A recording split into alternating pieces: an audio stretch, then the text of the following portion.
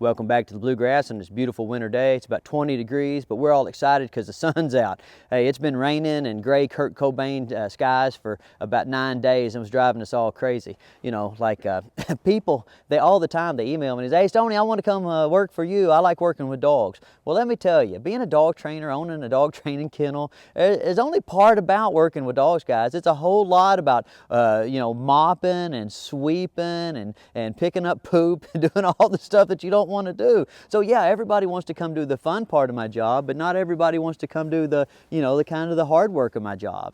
And some of that work's harder than others. And I'm going to tell you today about something that I think is kind of hard, which is grooming dogs, okay? Now, I'm the first one to admit that in the dog industry, my job, it's a pretty cool hustle, right? I mean, I get to go outside, I get to go on adventures, have big times, right? And so my job's a little easier than a vet's job, but my job and a vet's job, from my perspective, is way easier than a groomer's job.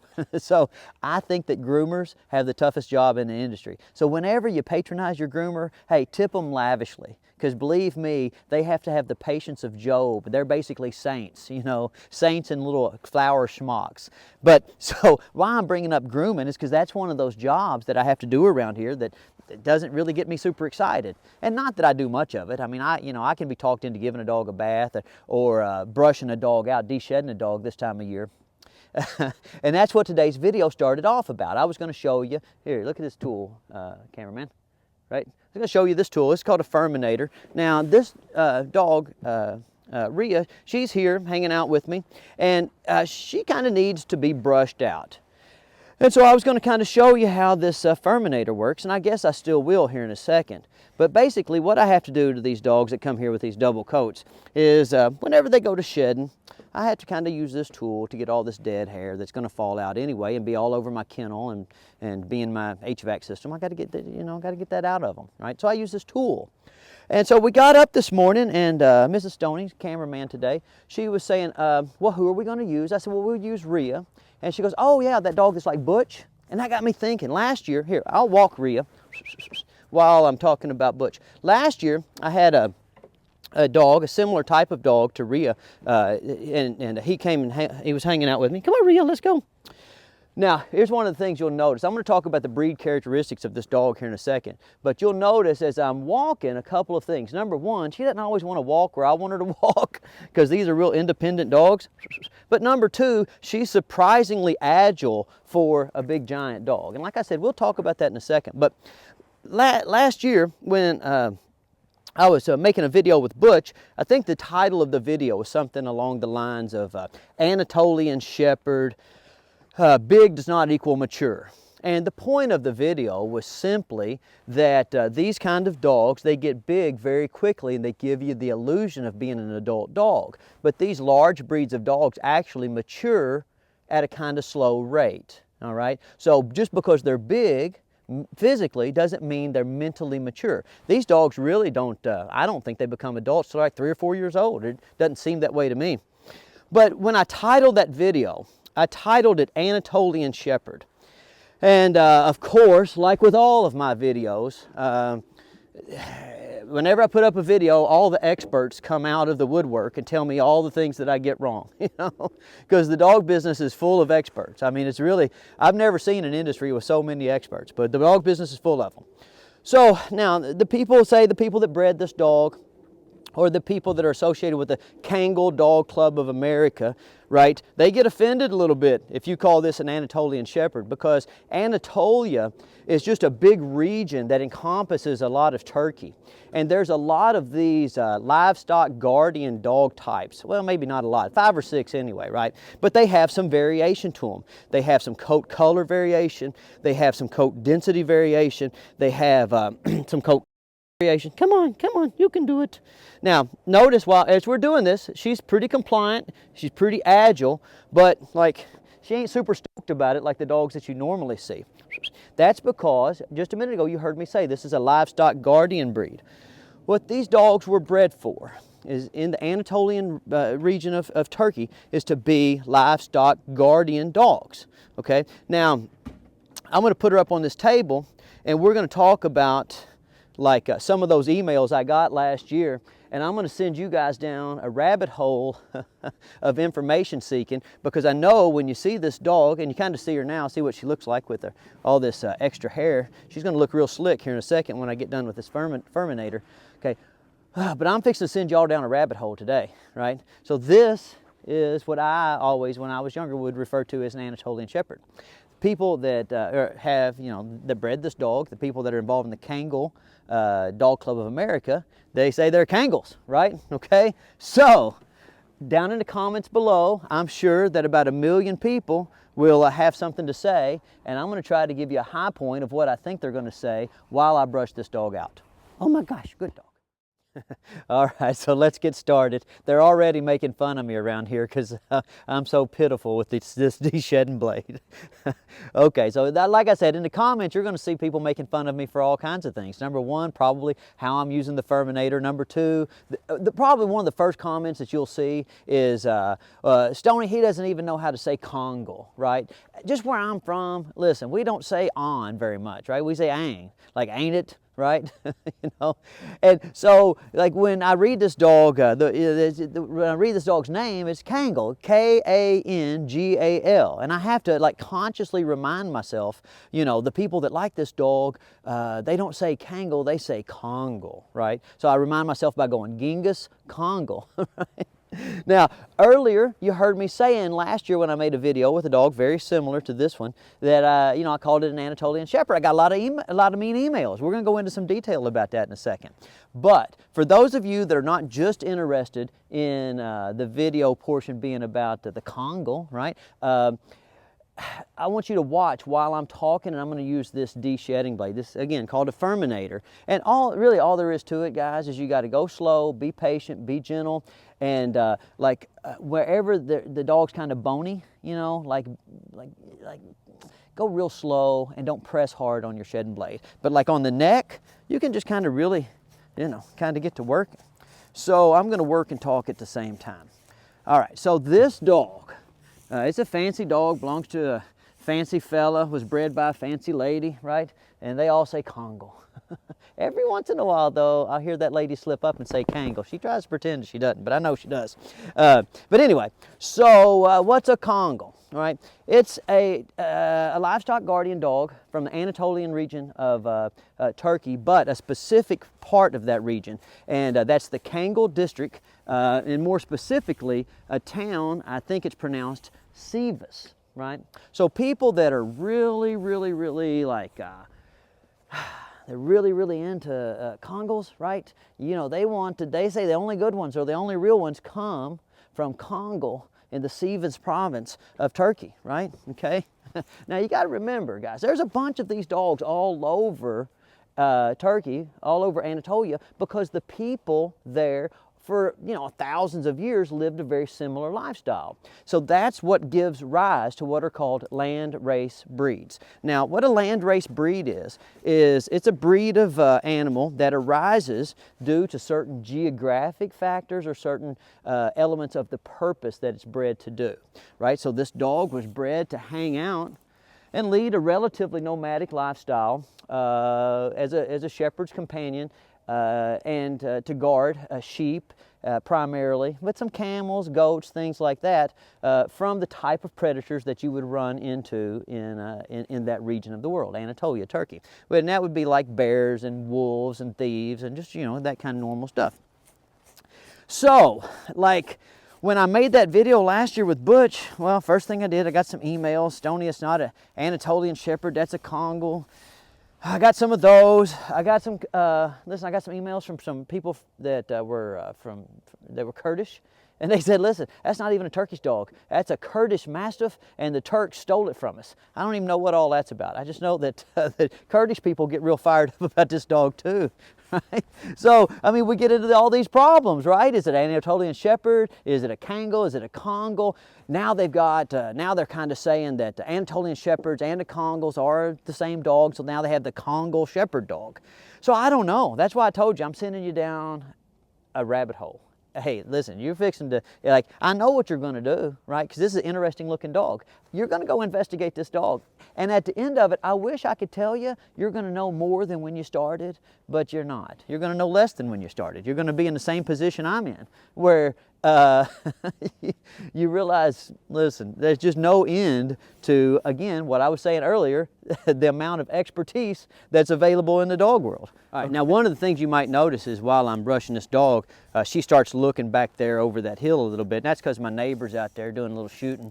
And you know, this is what these dogs do, right? Remember I told you they kind of hung out with a shepherd, and what they would do is, like, you know, sheep, camels, goats, they all flock together. And they're basically, their defense to predators is just to be one big mass, you know.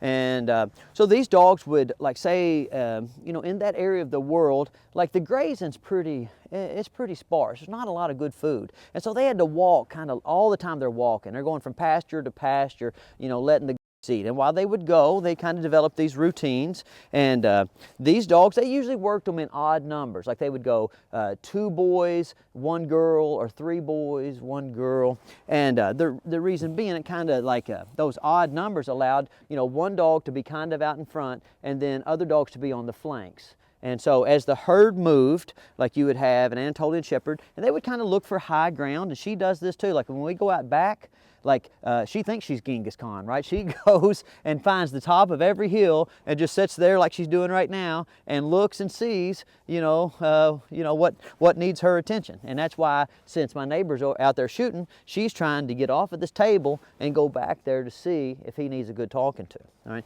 So anyway, so these dogs would hang out with shepherds, and you know, they would make sure that any wolves or bears or feral dogs or thieves that started to come up to where the herd was, you know, they were met with a little bit of resistance. Now, these dogs are natural guard dogs, okay? And when I say a natural guard dog, I mean, you don't have to do much in the way of training them. All you have to do is early socialization. And the way they maintain that process for, you know, countless generations with these dogs is they just had puppies, right? And they let the puppies, as they matured, grow up. Whoa, where are you going?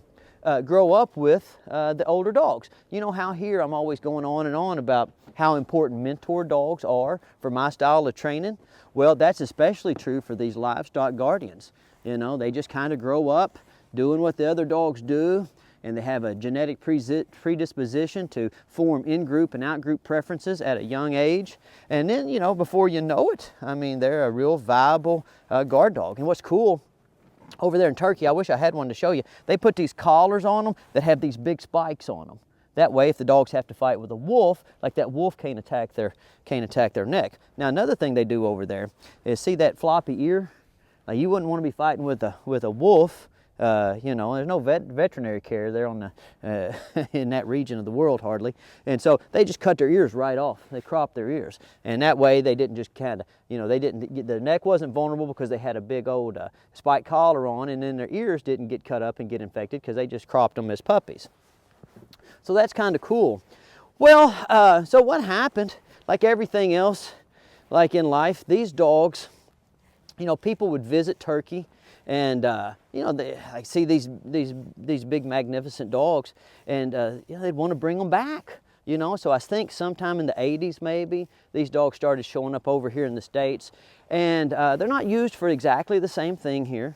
What most people will use them for here, in Turkey, like the people that would have these dogs lived, you know, not completely, but semi-nomadic lifestyles where they were walking from pasture to pasture. Most of these dogs used here in the States are used on well-defined farms. And what a funny thing, if you ever get to see one of these guys in action, you go to their farm and they will develop this little pattern of kind of walking the fence line, you know, that becomes their little kingdom. And she's only been here for a few weeks, and she already has a little kingdom here, you know. So when we're inside this fence, like, she walks this perimeter. As soon as she gets out in the morning, she walks, she sniffs, she looks at everything, right? And then she goes right over there in the middle of the hill and just sits down. And she'll sit there for 3 or 4 hours till we get done with lessons. And then when we go out back to do our, you know, little adventures with our puppies, she doesn't like sign up to do the adventures with them exactly, okay? she wants to go back there and kind of watch, keep an eye on things. So we'll go right out the gate, and then she's got her a spot on top of the hill that she sits, and she watches us go down in the creek, and she watches us climb the brush pile. And then, you know, we'll do that for a little while, and then we head back up to the kennel. She'll generally, this is what's funny about her, she will generally lead. Like we'll start, like, you know, she can kind of tell we're getting done, and then she takes off coming back to the kennel before us. And, you know, and at first I was like, well, I wonder why she does that. But then when I started reading about them a little more, like these dogs, they didn't follow the shepherds around. They most certainly didn't follow the sheep. They got in these pattern where they would just kind of, you know, like go in front. They knew what pasture they're going to, so they kind of lead the way. And as they're leading the way, they would check out all the little nooks and crannies and bushes. And that's what she does every day. We go out back, and she goes and checks the brush pile, and she'll kind of go on a little walk along the edge of the creek. She doesn't get in the creek, just kind of walks along the edge of the creek, smells it, makes sure everything's okay, and then she goes and posts up. Just sits there and watches.